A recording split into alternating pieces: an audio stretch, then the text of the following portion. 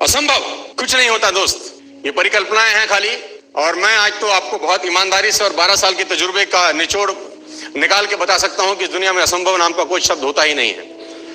इंसान कभी भी चंद्रमा पर नहीं पहुंच सकता, पृथ्वी विज्ञान की अधिकतम सीमा है।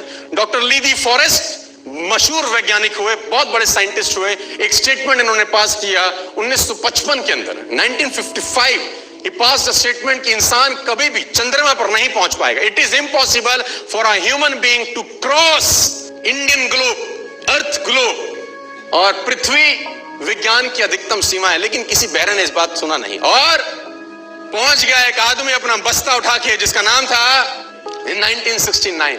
और उसके बाद तो स्पेस जर्नी ऐसी हो गई जैसे आप और मैं अभी पतिया और बैंकॉक चले जाते हैं।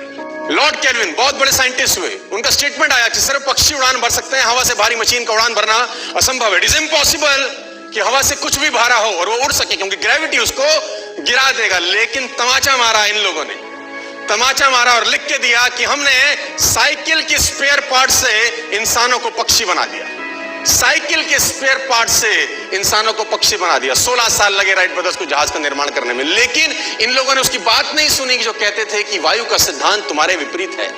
ये बात भंवरे को कही जाती थी कि भंवरा वायु के सिद्धांत के कारण कभी जीवन मोड़ नहीं सकता, क्योंकि उसके पंख उसके शरीर से हल्के रहते हैं। लेकिन भंवरा साला किसी स्कूल में गया नहीं आज तक। माई doctor told me I will never walk again.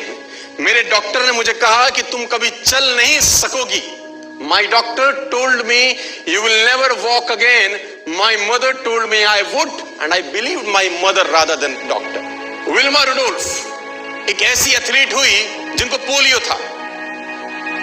था, जिनको डॉक्टर ने कहा तू चल नहीं सकती, मां ने कहा तू चल सकती है। उसने कहा मैंने डॉक्टर की बात नहीं मानी, मैंने अपनी मां की बात मानी। 3 ओलंपिक गोल्ड मेडल जीती है लड़की, 3 ओलंपिक गोल्ड मेडल, जिसको डॉक्टर कह रहा है कि तू चल।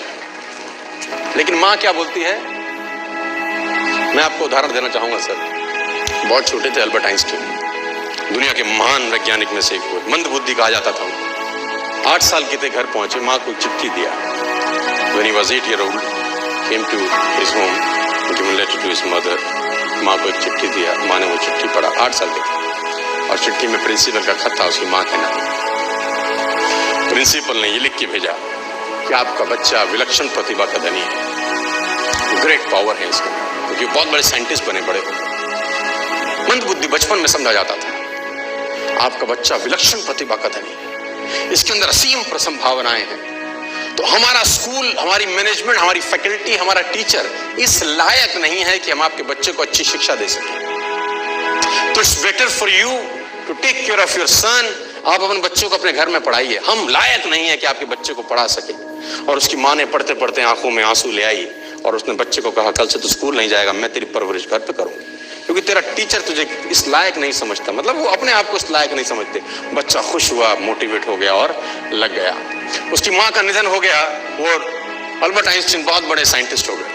अल्बर्ट आइंस्टीन जब बहुत बड़े साइंटिस्ट हुए तो मकान शिफ्ट कर रहे थे अपना, और जीवन का सच्ची घटना वो अपनी ऑटोबायोग्राफी में लिखते हैं कि जब मैं मकान शिफ्ट कर रहा था तो एक ड्रॉस के अंदर मुझे वो व्हाइट कलर का पेपर फोल्डेड अवस्था में मिला।